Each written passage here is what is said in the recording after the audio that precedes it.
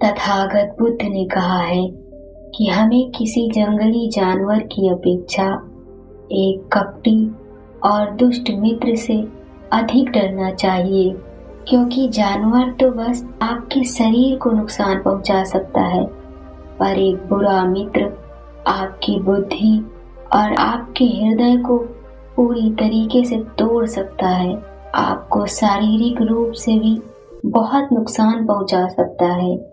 एक बुरा मित्र ही आपके जीवन में वो दिन ला सकता है कि आपको लगने लगेगा कि ये दुनिया बहुत बेकार है और शायद ये दुनिया हम शरीफ लोगों के लिए बनी ही नहीं है, इसीलिए यहाँ जीकर भी क्या फायदा। और ऐसा तब होता है जब आपके साथ धोखा होता है। इसे विश्वासघात भी कहते हैं। कोई भी व्यक्ति किसी पर भी एकदम से भरोसा नहीं करता। विश्वास तो धीरे धीरे बनता है और अंततः ये विश्वास इतना गहरा हो जाता है कि आप जिस पर विश्वास कर रहे हैं उसकी तरफ से अपनी आँख, कान और दिमाग तक को बंद कर लेते हैं। वो कहावत है ना कि जिसे हम पसंद करते हैं उसकी बुराई नहीं सुन सकते और जिसे नापसंद करते हैं उसकी अच्छाई नहीं सुन सकते। और जब हम किसी मित्र या रिश्तेदार पर जरूरत से ज्यादा विश्वास करने लगते हैं तभी हमें धोखे का सामना करना पड़ता है, और यह इतना बुरा होता है जितना कि आपका विश्वास गहरा हो। यह पूरी दुनिया धोखे पर ही तो चल रही है। यहाँ हर व्यक्ति एक दूसरे को धोखा दे रहा है। यहाँ हम किसी पर भी आंख मूंद कर भरोसा नहीं कर सकते, क्योंकि लोग अपने स्वार्थ के लिए अक्सर अपने साथी के साथ विश्वासघात कर जाते हैं। हम लोग अपनी जिंदगी में किसी न किसी को कहीं न कहीं धोखा देते ही रहते हैं और लोगों से अक्सर धोखा खाते रहते हैं। दूसरे लोग हमें धोखा दे तो समझ में आता है, लेकिन हम तो उस धोखे से भी अनजान हैं जो हम अपने आप को दे रहे हैं। हम अपने आप को ऐसी ऐसी बातें समझा देते हैं जिससे कि हमें सत्य का कभी सामना ही न करना पड़े और अपनी झूठी दुनिया में ही खोए रहते हैं। यही धोखा और विश्वासघात, ये धोखा और विश्वासघात किसी दो-धारी तलवार की तरह है। आपको लगता जरूर है कि आप किसी और को धोखा दे रहे हैं, लेकिन यह किसी और को धोखा देने वाली तलवार जितना सामने वाले का गला काटती है उतना ही हमारा भी। तो दोस्तों, आज हम ये जानेंगे कि हम अपने आप के साथ धोखे से कैसे बचें। और अगर आपको ये वीडियो पसंद आए तो इस चैनल को सब्सक्राइब जरूर करिएगा। इस वीडियो के माध्यम से हम उन निशानियों को जानेंगे जो एक धोखेबाज इंसान में अक्सर पाई जाती है। तो दोस्तों, आज की यह कहानी बहुत ही प्रेरणादायक होगी। आप सभी से मेरा निवेदन है कि आप इस कहानी को आराम से और अंत तक जरूर सुनिएगा।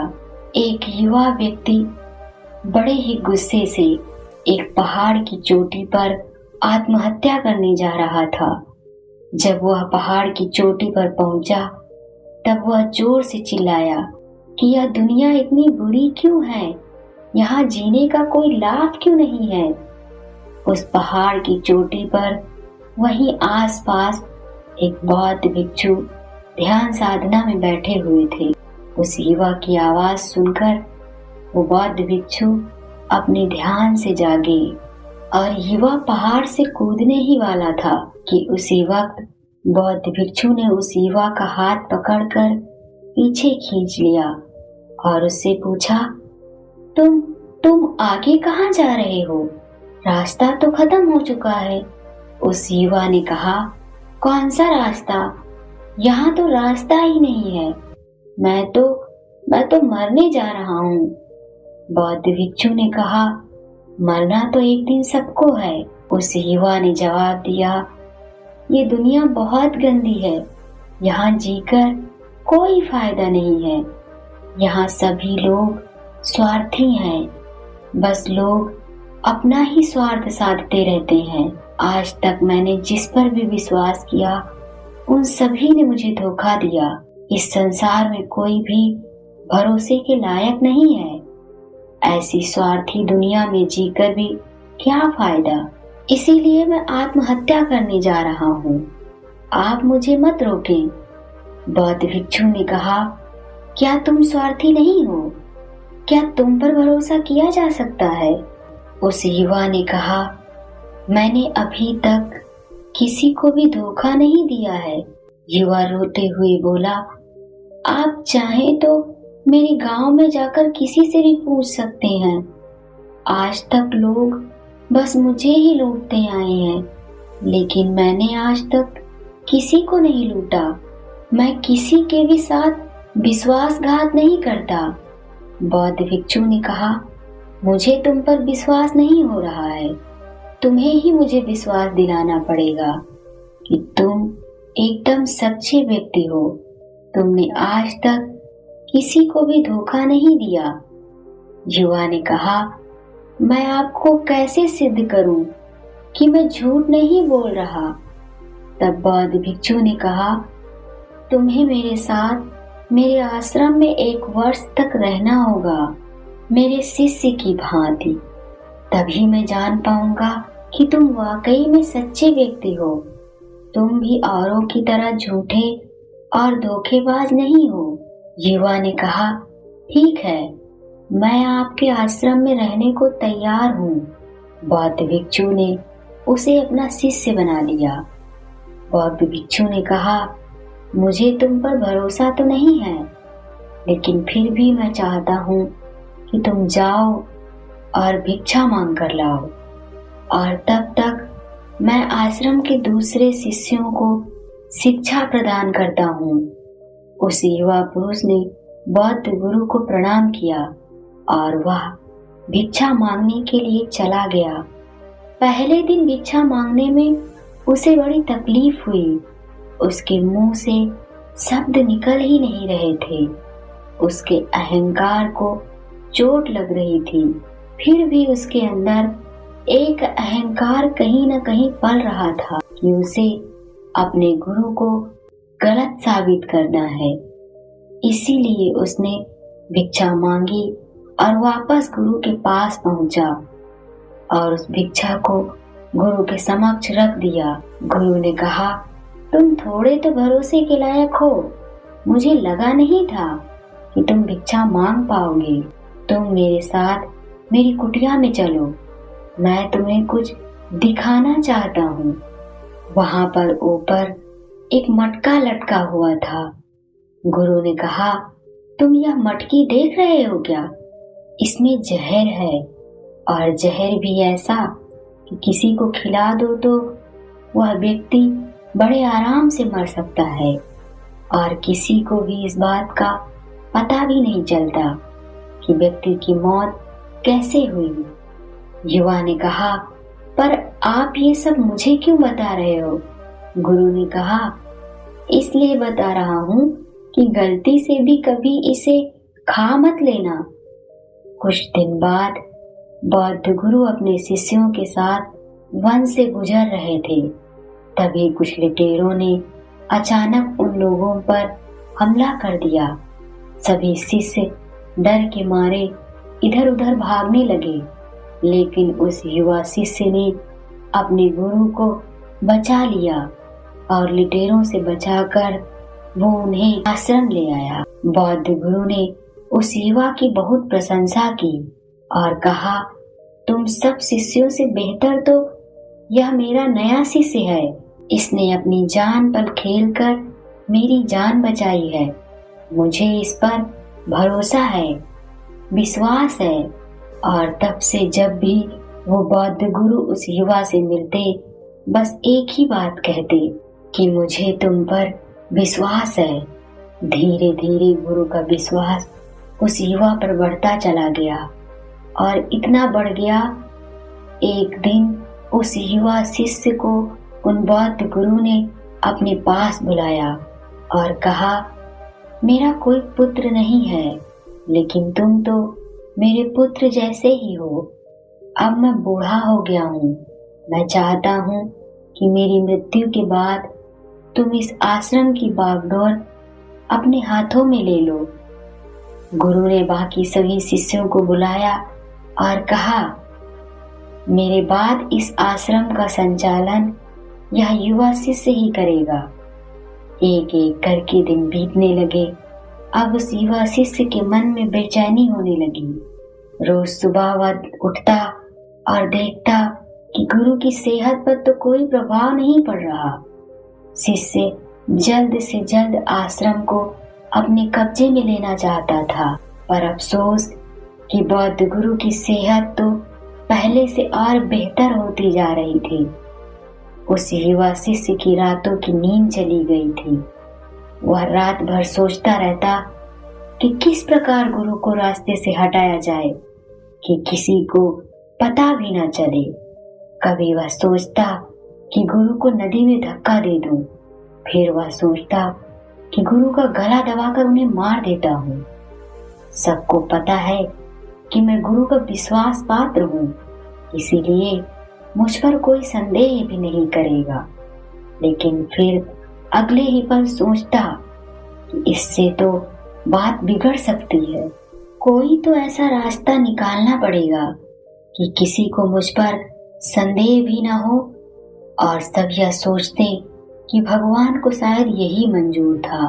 फिर अचानक एक दिन उसे याद आया कि बौद्ध गुरु ने बताया था कि उनकी कुटी में जो मटकी लटकी है उसमें जहर है और उस जहर का किसी को पता भी नहीं चलता। उसने सोचा कि यही अच्छा रहेगा, मैं गुरु के खाने में वही जहर मिला देता हूँ। इससे किसी को संदेह भी नहीं होगा और यह आश्रम मेरे कब्जे में आ जाएगा।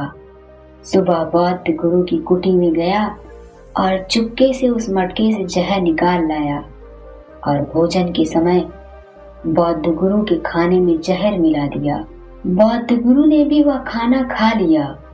रात को गुरु अपनी कुटिया में जाकर सो गए, लेकिन सुबह को जब बौद्ध गुरु नहीं उठे तब सभी शिष्यों ने जाकर देखा तो उन्हें पता चला कि गुरु जी की तो मृत्यु हो चुकी है। उस युवा को जो चाहिए था वो मिल गया था। वह बहुत खुश था और वह तैयारी करने लगा उस आश्रम को अपने कब्जे में लेने की। उन गुरु का एक पुराना शिष्य था जो छुपकर यह सब कुछ देख रहा था। वह अपनी कुटिया में गया और एक औषधि लाकर उसने वह औषधि पीसी और गुरु को पिला दी। थोड़ी देर बाद बौद्ध गुरु की चेतना लौट आई और वह एकदम स्वस्थ होकर उठकर बैठ गए। यह सब देखकर वह युवा शिष्य घबरा गया। बौद्ध गुरु ने अपने सभी शिष्यों को बुलाया और उन्हें अपने अपने कार्य के लिए भेज दिया और फिर उस युवा शिष्य को अपने पास बुलाया। क्या तुम अभी भी विश्वास पात्र हो? क्या तुमने मुझे धोखा नहीं दिया? क्या तुमने मेरा भरोसा नहीं तोड़ा? क्या तुमने मुझे ठेस नहीं पहुंचाई? क्या तुम्हारे किए हुए इस कार्य से मुझे दुख नहीं पहुंचा? वह युवा पुरुष बौद्ध गुरु के चरणों में गिर गया और उसने कहा, मैं नहीं जानता कि मुझसे यह कैसे हो गया। मैंने आज तक किसी को भी धोखा नहीं दिया था। लोग मुझे ही धोखा देते थे। पर गुरुजी, मुझे नहीं पता मैंने आपके साथ गलत कैसे कर दिया। तब बौद्ध गुरु ने हंसते हुए कहा, तुम मुझे धोखा दे ही नहीं सकते, क्योंकि मैंने कभी भी तुम पर भरोसा किया ही नहीं था और मैं इस संसार में किसी पर भी भरोसा नहीं करता। मैं हमेशा अपने विश्वास पात्र की तरफ से अपने नाक, कान और दिमाग को खुला रखता हूँ। मुझे जो दिखता है मैं उसी पर भरोसा करता हूँ और मुझे तुम में लालच दिखाई दे रहा था। यह लालच भी मैंने ही तो तुम्हें जानबूझकर दिया था, क्योंकि विश्वासघात हमेशा 3 ही चीजों पर टिका होता है, स्वार्थ, लालच और ईर्ष्या। युवा पुरुष ने कहा, गुरुजी, मैं कैसे अपनी गलती सुधार सकता हूँ? आप मुझे रास्ता दिखाइए। बौद्ध गुरु ने कहा, तुम अपने आप को पढ़ो। मनुष्य के भीतर वो सारी संभावनाएं हैं कि वह जो चाहे वह बन सकता है। मनुष्य चाहे तो बिगड़े और मनुष्य चाहे तो अपने आप को पूरी तरह से बदल दे। तुम खुद पर ध्यान दो कि तुम क्यों बदल रहे हो, कौन सा कारण है जो तुम्हें बदल रहा है। अगर ये बदलाव अच्छा है तो अच्छी बात है, और अगर बुरा है तो उस बदलाव को ही बदल डालो। सुनकर युवा पुरुष ने बौद्ध गुरु को प्रणाम किया और कहा, गुरुजी, मैं आजीवन आपका ही शिष्य बनकर रहना चाहता हूँ और मैं उस सात्विक ज्ञान को प्राप्त करना चाहता हूँ कि मैं कौन हूँ और क्या हूँ और मेरे जीवन का उद्देश्य क्या है। यह सुनकर गुरुजी ने कहा, हमारे आसपास ऐसे बहुत से लोग मिल जाएंगे जो मिसाल हैं कि उन्होंने कभी भी किसी भी स्वार्थ, लालच या ईर्ष्या में आकर कभी किसी का गलत नहीं किया। धोखा इंसान तभी दे पाता है जब वह यह समझने लगता है कि वह जो कर रहा है उसे कोई देख नहीं रहा, और फिर जब कोई देख लेता है तो मनुष्य अपने आप को बचाने के लिए 100 तर्क देने लगता है कि मैं तो कुछ कर ही नहीं सकता, मैंने तो किसी के साथ गलत किया ही नहीं, यह तो बस मेरी मजबूरी से हुआ है।